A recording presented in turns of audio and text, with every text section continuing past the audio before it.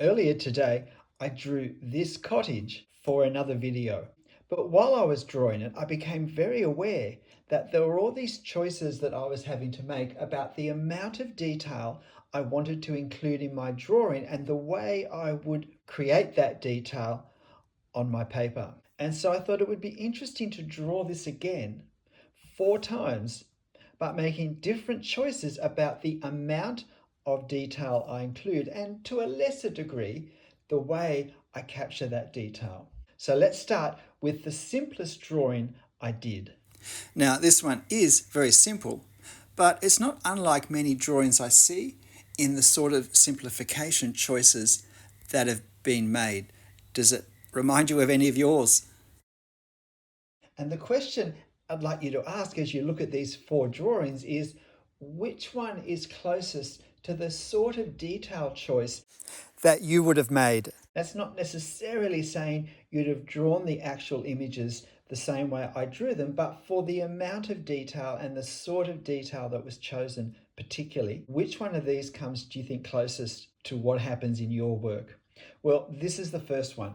Very simple, very straightforward, really was working at capturing the perspective of the cottage. Very little other detail. This fence needed to be put in because, well, we don't really know what's on the other side, but I left out all the trees and the shrubs and I simplified these ones to almost nothing. I didn't even include the detail that we could still catch a glimpse of within the window insets.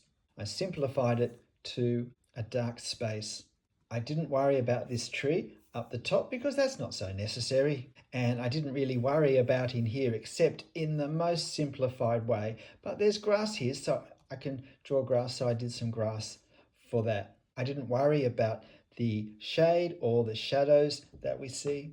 Now, in my mind, this really is oversimplified. This is a great drawing to do if it's really a drawing exercise and we're just wanting to work on capturing the angles of perspective accurately, or maybe when we have a downhill slope as well, because this is quite a good drawing to see where the actual perspective line is rather than the slope of the ground. But overall, if this were meant to be a drawing, it's just too light on, and the line work comes across as heavy-handed. I can really imagine one of the cartoon characters of my youth popping out the door. There's just really not quite enough to convey a sense of reality. It's too focused on just long, hard, dark lines. If we add a bit more detail to this, what do we get? Well, we start again with exactly the same framework of our house. And this drawing is much more like the first one than the 2 drawings to come.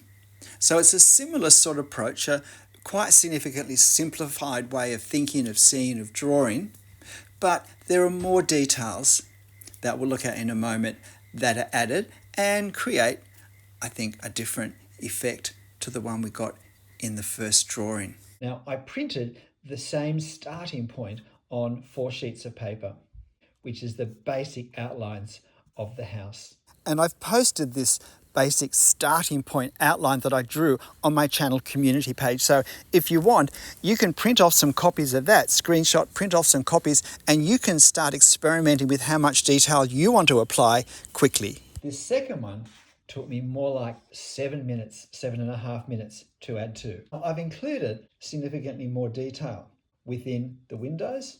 I've included something of this tree here, although I've simplified the amount that we see in our reference. I made it more straightforward by not having it visually come in front of any part of the house. And I've attempted a little bit more to represent foliage. I still haven't worried though about any of the surface texture of the house, the metal, the brickwork, and I haven't bothered except with the plants to do any hatching for shade or shadow or local colour. But again, I've given some indication of the grass, and I've given some slightly more detail of what's on the far side of the house. We can see that this is a street going down and there are buildings further along, but I've simplified again what we see. Far more of a sense of a drawing, a scene, something that could be completed. So for the third one, I'm actually jumping ahead to showing the most detail. Now, this is sped up pretty fast, faster than I would normally post a video. But for this video, my actual technique of applying the lines and the marks I make to achieve the effect are not what this video is about. It's actually about how the choices we make look at the end and comparing the sorts of choices of detail that we're confronted with in every drawing and some of the possibilities we have of putting those details onto the paper, but then comparing which one actually, or which effects or which choices bring out the sort of impact in our finished drawing that we want. Which ones leave it looking underdone, which choices perhaps go too far and become cluttered or confused, or in a strange way, less realistic for having more detail.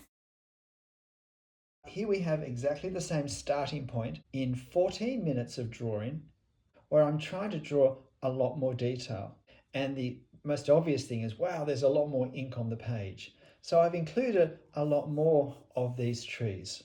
I've done more of the foliage or marks to represent the foliage. I've put quite a lot of the grass in. I've particularly worked to indicate value and surface texture. So there are lots of lines to show the corrugations on the roof, and there are lots of lines to show the bricks in our building, and there's lots of hatching that I've used a crisscross diagonal hatching approach technique to do the shade and the shadow on and from the house. And there is also quite a lot of detail in here, but I've really done it all at the same weight of line as I've done all the rest. Now, I'm actually using a 0.3mm pen for all the line work in this, but I haven't really made an effort to lighten the effect of my line by the way I handle my pen in this section.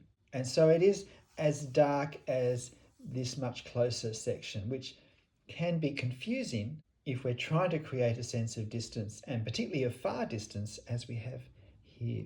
And in some ways, there is more detail in this than in my finished drawing. But sometimes we can go too far with detail.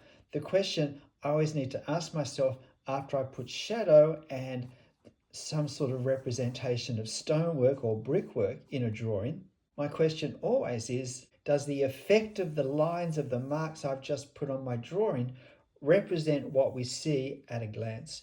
Or have I made things too prominent for how prominent they are in our scene?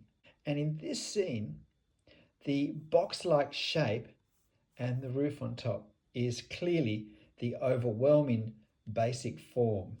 And I think I've started to clutter that form just a bit too much with my ink, with my line work, with the lack of variation with how I've done things. Let me quickly draw the fourth drawing, which is actually the third drawing in this sequence. And if you're finding this interesting, then please hit the like button. Why not share it with a friend? And if you haven't subscribed, why not? Or hit notifications so you know when a new video is available for you to watch. Well, this is looking in some ways very familiar.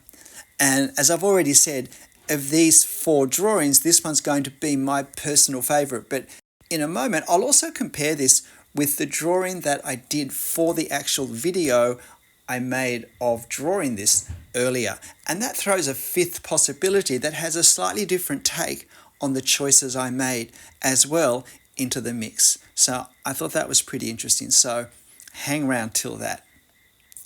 So at this point now, I'm doing a fair bit of detail, but not really in the same way, not in quite the same way most of the time, the way I did it last drawing. So we'll compare those in a moment. We'll just get this done now. This is a great exercise to do. I hope you do print off the template from the channel community page and give it a go. I wanted to represent the shadow and the shade because I feel like that's an important part of the effect of this, the sunshine, the strong sense of sunshine. And I wanted to indicate that this was actually a stone cottage and that it did have a corrugated iron roof. So I've got marks to, in my mind, try and create the effect of the brickwork and the ironwork. For my marks up here, I've put probably pretty much as much detail as in the previous scene, but I've tried to use an effect so that it doesn't compete with the house, because in life it sits right back visually. The house is definitely close in front of that. I've tried to do as much detail as I can to represent what we see in the house and get a sense of this is a three-dimensional wall, not a flat plane, not a flat 2D plane propped up. With the foliage, I've worked it so that I put it in before I close the lines of the roof under it, so that I can get a slightly more interesting, slightly more complex effect. And I've followed the foliage far more according to the reference because I really liked how it was in the reference. If I hadn't, I would have felt free to adjust what I did here. And again, in terms of the detail, fairly simple detail for these closest lines. Heavy lines because these things are closest to us, so we will see them in more detail. Lots of blank paper to reflect the sunlight. I can't draw sunlight. All I can do is leave blank paper strategically to look as though it's in sunlight. I don't draw the sunlight, I draw the shadows and the shade. But I use lighter hatching lines that wouldn't overpower either the marks for the brickwork or the overall structure. In English, there's a saying that we can't see the wood for the trees. I feel like sometimes we can't see the building for the bricks that have been laboriously drawn into place. The one consideration, though, with trying to represent brickwork or stonework in any way is that the horizontal lines have to fit into whatever perspective pattern our horizontal lines have in our reference and in our drawing. Let's compare these two side by side. The actual precision of the building is exactly the same because they're four prints of the one image. And as I said, I will post the starting image that I used on my channel community page. So if you'd like to have a go, just going straight into working out what detail you will show and how you will show it, you can. And I suggest you print off a few copies and have a few goes and explore the different possibilities that happen when we change our marks and the way we make them and where we make them and the amount of detail we show where, how. But in my mind, this far more captures the sense of reality and the visual impression that we get at a glance than this one does, even though it's, if you like, heavier with details.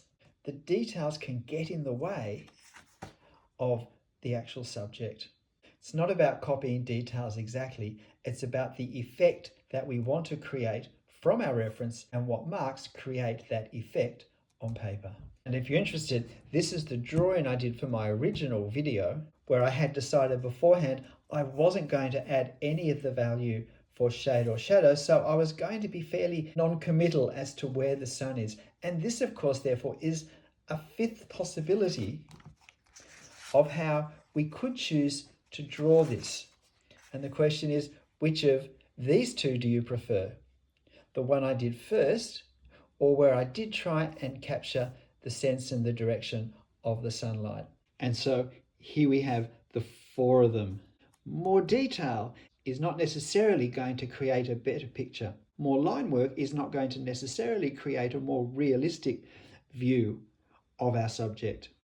And in fact, we may actually prefer to make fundamental changes with our reference for what may appeal to us more in the overall effect. I don't know which of these 5 drawings you prefer most. That doesn't matter.